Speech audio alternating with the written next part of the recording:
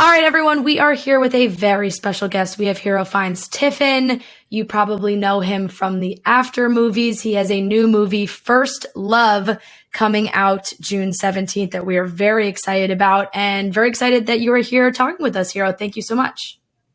It's my pleasure. I'm happy to be here. And yeah, I'm really excited for everyone to see this one too. So I can't wait. How are you doing? Where are you at right now? I'm in London, lovely London, and the sun is out.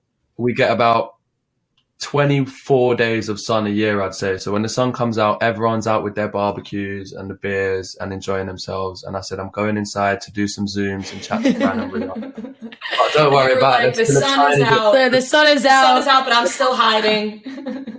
There's this much sun left, and I'm racing it. I reckon I'll be able to get to it just after we finish. So we're all good. But I'm happy to be here. We'll make it quick so you could feel the sun. So you're fine.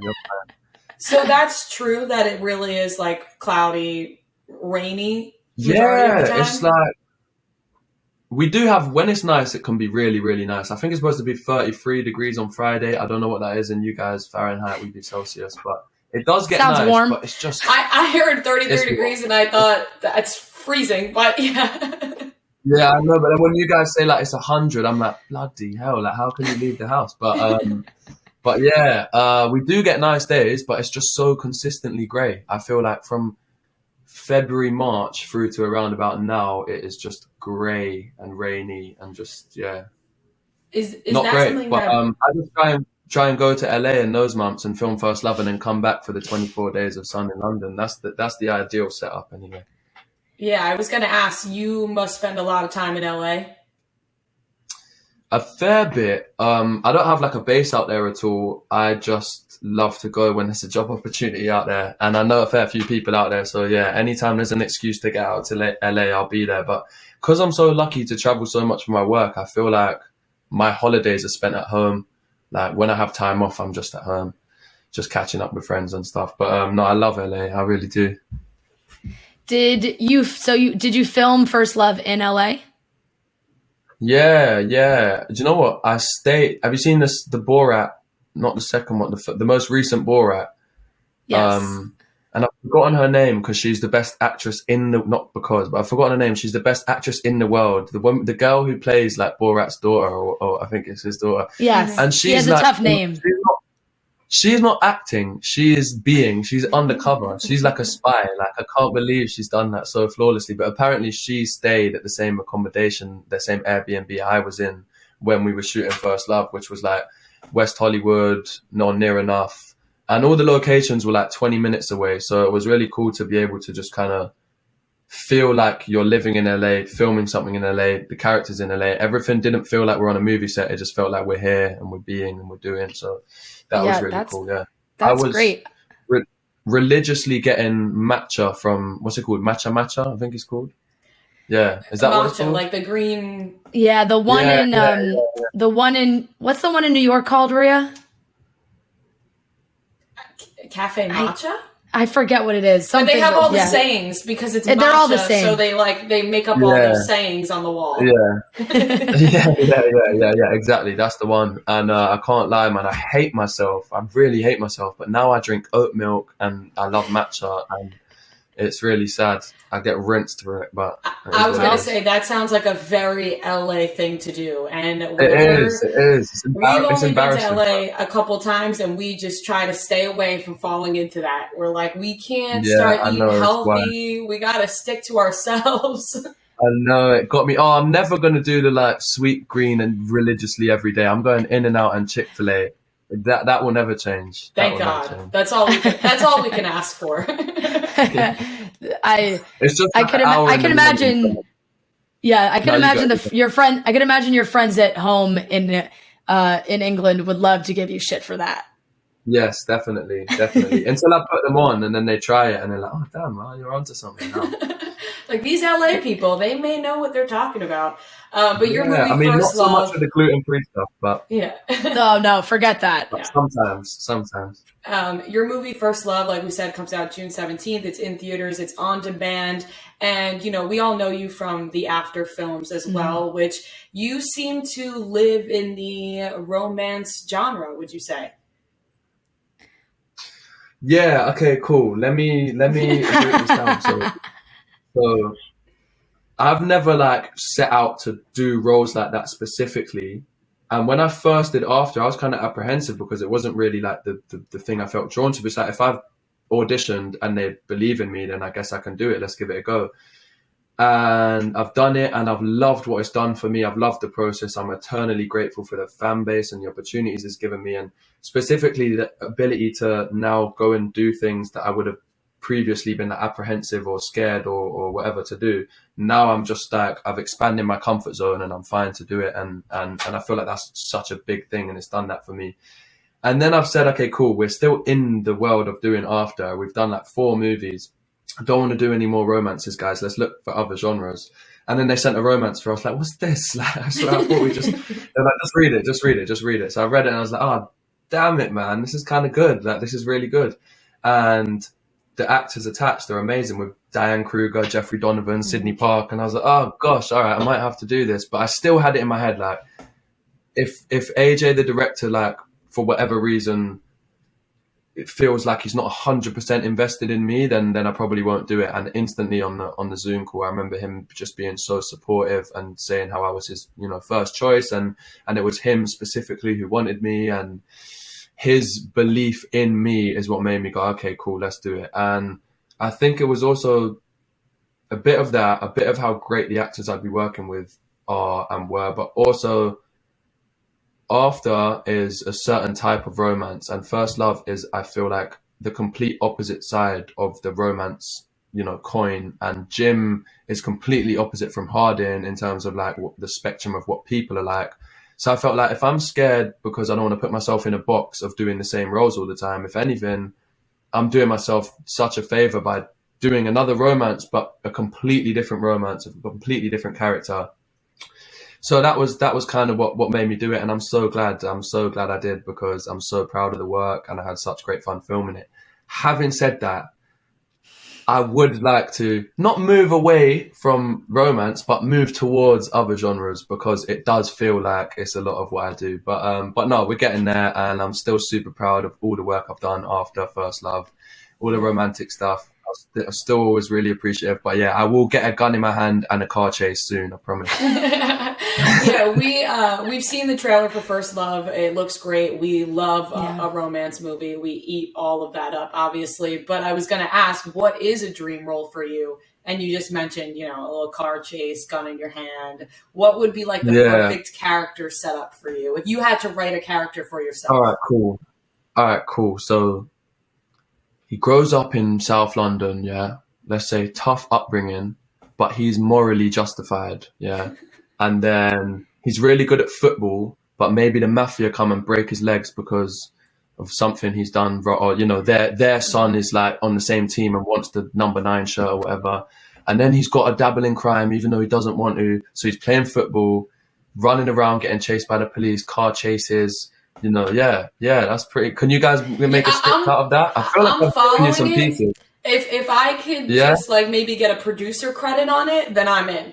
You got it. Get me a writer. Let's get it. Let's get a script together. And but no, in all seriousness, I would love to do something in that kind of we could do like The Sopranos, I guess, like, in London. Exactly. English mafia. Do we? Yeah. No. We can. We've got the pieces here, guys. It's only a matter of time now. We're gonna do it. They've made a lot of. I know, it's great. We love a chatty guest is our favorite. Like it saves us a lot of work. I was going to say the Kingsman movies. They've made a lot of those, but it feels like that could be a spot. Maybe they make another one. I did audition for the most recent Kingsman movie when I was shooting the first After at Jenny Gage, the director's living room, at like 2 a.m. because we wrapped at like 11 p.m. and my agents were like, if you want to get a tape off, it has to be today. And I just did it with probably half my face on the floor because we were just knackered and thinking about other roles. And I did it with Robbie, big up Robbie, who was Jenny Gage, the director's assistant at the time. And it was just funny little anecdote. I did audition for that, but I'm not surprised I didn't get it because it probably wasn't one of my favorite auditions. What's a movie? What's a movie recently besides that one that you would have died to be in?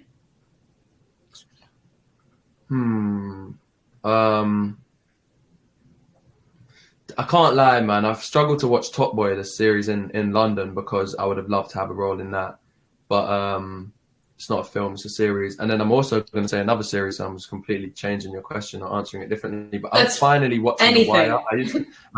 I used to watch episodes of The Wire with my brother when he was watching, and now I'm finally like watching on my own, start to finish, and it's like crack. That show is insane. Like, it is so good, and yeah, I would have killed for a role in that. So yeah, that's a good answer. We've got a theme going here. Yeah, I can tell you. You want to get into some crime. I should just go rob a bank right now. I feel like it's my way of fighting back against the like fact that you guys are on to me for doing the romance stuff. But you're right. We'll get there. In First Love, you know, you sound different. How do you like to do the American accent? How'd you try and perfect that? Because we all like to think that we can do British accents, and none of us actually can. I was so scared before doing the American accent. I've done American accent in auditions loads, and I always get like positive feedback on, you know, no one ever mentions anything wrong with it. And I've done American accent, but it's more like a Southern accent in the silencing. And taking this one for some reason, even though having done all of that, for some reason I was just in my head about it, just thinking I was really doubting my ability to do a good American accent. And we had one dialect coach called Joy, and I thought I'd be able to meet her in person, do loads of sessions. I think we only had probably like 6 or 7 sessions on Zoom. And she was so helpful. And I got to a point where I was like, okay, cool, I've got this. And the night before our first day, I've sent her some voice notes. And I think she called me back or sent one back and was like, Hero, these are like the worst you've ever done. But it's not because you're bad, it's because you're nervous. And it's the night before. And, you know, just go in there, trust yourself, be yourself, talk an American accent from the very moment you get on set. And she said, I know you're not going to do this because English people always have too much pride. And they're like, oh, I don't want to seem like a wanker. She did a really good English accent and said that. And it was like reading my mind. I was like, that's exactly what I thought. So I slowly kind of went in and out of it. And by the end of the film, I was like, listen, it's too late. I've said what I've said. And I've got positive feedback, and I'm happy with it. So somehow, by God's grace and Joy's 7 Zoom sessions, we made it work. But I'd be lying if I said I was confident. I was bricking it the night before. Yeah, you're like, whatever we put out there is done with. The movie's done. They can take whatever accent I give them. It's too late now. Yeah. Now, there's been a lot of talk lately, and I know I'm going with this because I can't stop talking about it. But there's been a lot of talk lately about Austin Butler's Elvis accent and how now he talks like the accent that he was doing Elvis in. Did you struggle with then going back to your normal accent? Is it? I need to research this. That sounds mad. So I haven't seen it yet. Oh, you have to research it. And it's great, and yeah, has only good things to say about him. So pick him up, even though I haven't seen it. But yeah, I'm going to research that. That sounds interesting. But the Elvis accent's pretty mad anyway, isn't it? I can imagine how that would kind of be a bit more like, you know, that would draw you into it. But no. For me, and I feel like this is why I've done after moving forward, it's so important to like do the accent so much, because like making different noises uses different muscles that aren't strong because you don't talk like that. So it does after a while. It's tiring, like, to talk in a different, mentally as well. And I feel like you get over that by speaking on set all the time. And I know Damson Idris did that because our makeup artist said she worked on him with something, and she kept on telling him, like, just speak for 1 second in your normal accent, just break, just let me just hear your normal accent. And he never would. And his accent's flawless. So moving forward, I might have to take a leaf from his book and be a bit more disciplined about just staying in the accent the whole time. But no, luckily I was taking every opportunity to start talking like myself again, because it's tiring. I can't. Yeah. What was your favorite part of playing your First Love character? I think it was a lot of the interest in why I like took the role, and a lot of the reassurance in doing another romance, as I said earlier, was because he's so different from Hardin. So I feel like I'm playing this guy who's so, you know, short fuse, rational. He's had like a tough upbringing, so naturally he's you know, just got his own demons and stuff. And Jim in First Love is the complete opposite. He's had a great upbringing. He's patient. He's got all the time in the world. He's a great listener. And I was really excited to play, because I'm often playing as hard. Like, can he just be a bit more composed? Can he just be a bit more, you know, this and that? And I'm like, okay, Jim's going to be nice. Jim's going to be chill. Jim will do. And then we're like 3 days in, and I'm like, I want to punch a wall or throw a lamp somewhere, or like hit my dad or such. You know what I mean? So, the grass is always greener with characters. But I just think his maturity. I think he's so wise and gentle and patient, and I think they're really, really fun to play into that. He also doesn't speak too much, so you've got to draw more on like acting with physicality, which is always interesting. And like you mentioned earlier, I'd imagine it's hard to say no to a role when the director themselves is saying how badly they want you to play the role and how much they see you in that part. Yeah, definitely. Especially for me, especially for, I think, probably most younger actors who are still more, you know, more craving that validation or that support, because I've said before, like you can monitor how good a runner is by how many seconds it takes him to run a distance. And that's definite, like, you know who's faster than the other. But with actors, it's such a nuance, like you can't, it's, you know, like all art, you can't really compare it to an extent. So when you have a director as great as AJ saying that he really believes in you, that's kind of like all I needed. It was just like, yeah, no, I think for me personally, it's really important that your director has full belief in you, because otherwise, like, I also feel like there's a world in which after I was ready to say to him, like, God forbid you want me for this role because producers have told you we'll be able to sell it if Hero's in it because he's got a following from after. That's a night. You never want to be attached to something if that's the reason, personally anyway. So when he said, before I even had to ask how, you know, much he believed in me, that was really, really important to me. So. Well, I was going to ask how often you are auditioning for different films and series, because like you said, you do have the following already and people know your work, but I'm sure there are still roles you need to audition for versus people just sending you a script and saying, hey, do you want to be a part of this? Definitely. I remember auditioning and having the, you know, little conversations about like, oh, eventually you get to a point where you just get, you know, you get offers in. And then I remember after getting like the first offer for something that you're not too keen to be attached on, but the fact it's an offer, I'm like, wait, these guys are actually happy to just promise me money, and I'll promise I'll do a great job on their film. Like, how do they know I can do it? Why are they trusting me this much? Like, and then you do a few more afters, and then you're like, yes, I'm very appreciative that offers come straight in. I'm the kind of actor who needs a bit more of a push to do my auditions and a bit more of a nudge from my agent to be like, here, hurry up. We sent you this like 2 weeks ago. We need you to get it back. So I have to say I am very appreciative of the luxury that is getting offers. Having said that, I'm always happy to take, because I'm aware, as I said earlier, like how scary it must be to hire someone and just expect they can do it given their previous work. Like, I think it's so important to see someone in the character. So I'm never hopefully going to get too big to audition, but I do love the luxury that is getting a straight offer in. Yeah. Has there been an offer that you declined that you have now seen just like take off, or something that we would know of? Ooh, you're trying to draw me out. I don't know if I can say this. I thought it was a good question. I really want to tell you about something that's come out that I said no to, but I'm actually not gonna. But I'll speak about it as generally as I can. But it was really hard for me to say no. The money was great, but the offer wasn't where my heart was. And now I don't feel too bad about having not been a part of it. I'm actually really scared right now. I'm going to do like a Tom Holland and say and accidentally that.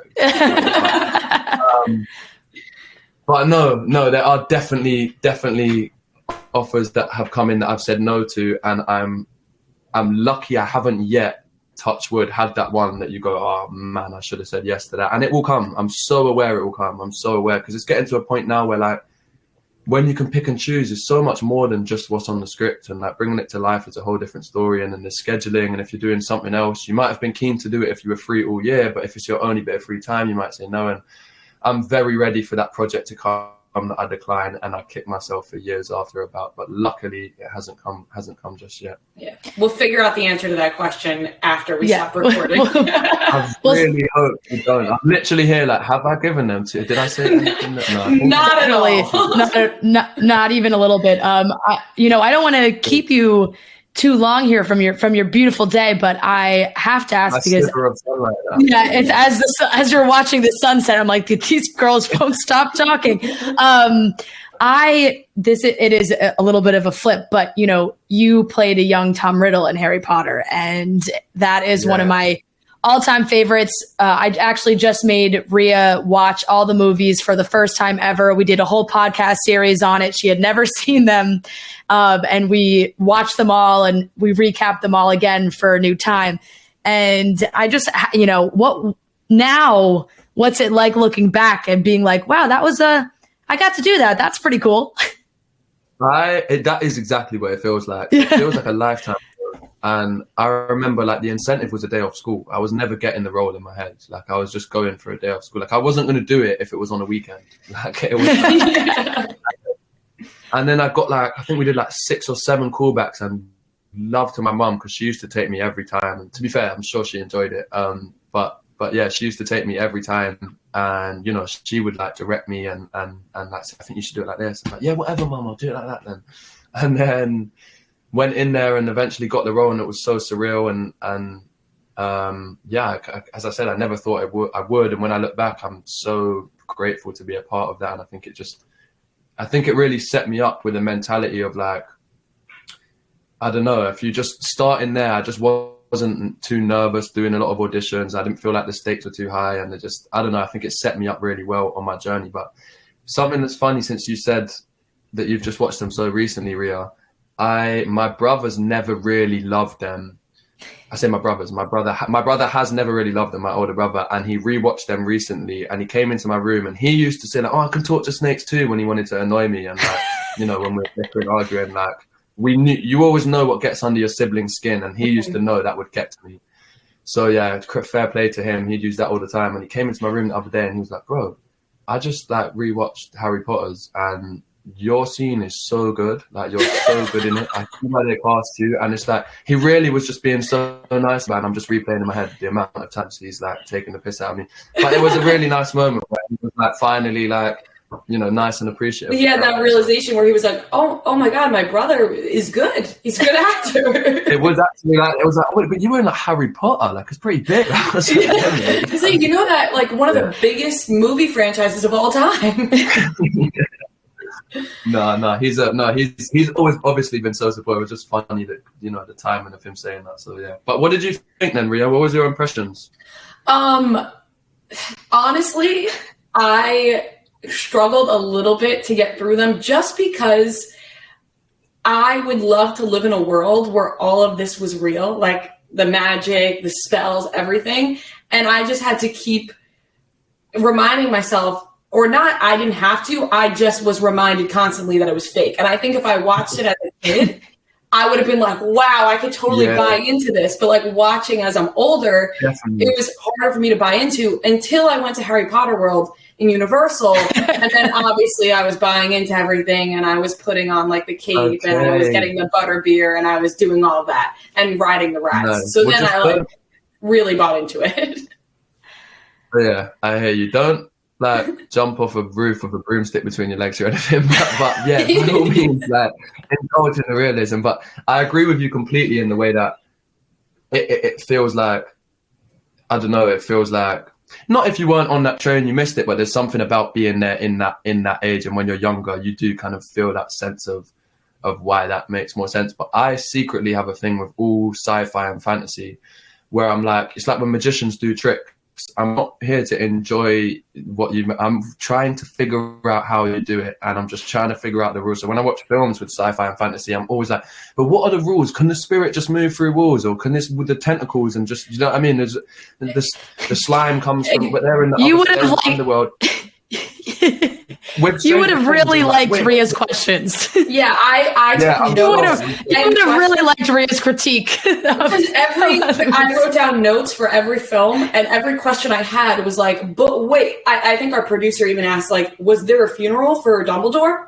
Something so simple that you wouldn't even think of watching, but then because you're watching it now, these questions just come up. And I was because I loved it so much, I was the opposite. So they would ask me these questions and I'm like, I don't fucking know, guys. Like, I didn't write the books. Like, I don't know. She would go, who cares about that? And I'm like, well, I think I do. Oh, man. Silly. Yeah. Oh, silly stuff. Yeah, definitely. Well, we'll let you go. Thank you so much for hopping on and talking to us. Everyone can watch First Love June 17th. It's going to be in select theaters. You can get it on demand, which I feel like is always the easiest. Then the last After movie is out in September, I believe, which I know fans are very excited about. And then what else do you have coming up? I saw you just signed on to do a very cool movie about Greenpeace, I want to say. Yeah, the climb. So in 2013, a bunch of Greenpeace activists climbed the Shard in protest of shell drilling in the Arctic, and it's a film about that I'm really, really excited to be attached to. There's also there you go. Not romance. Not romance. I am. No. I probably could. I just get too scared, so I just better safe than sorry. But another film called The Woman King, that I am so excited for everyone to see, that I shot in South Africa, kind of end of last year, start of this year. Historical, epic, drama, action, everything. And I'm amongst the most incredible cast, like with John Boyega, Lashana Lynch, Sheila Atim, Viola Davis, a bunch of other incredible people, Tuso and Beidou. And I can't wait for everyone to see that. I'm really excited. I had a great time filming it. And again, not a romance. So here we go. Amazing. Hero, thank you so much for joining us. We really appreciate it. And we hope we get to chat again soon. Yes, and go get the sunlight. Thank you. I'm going to chase it. I'm going to run down the road to catch it. But no, I've really enjoyed the format of this, and it's nice and conversational, and I really enjoyed it. So thank you, guys. Great. Well, you can come back anytime. Thank you. Thanks. I'd love to. Bye. All right, Bye.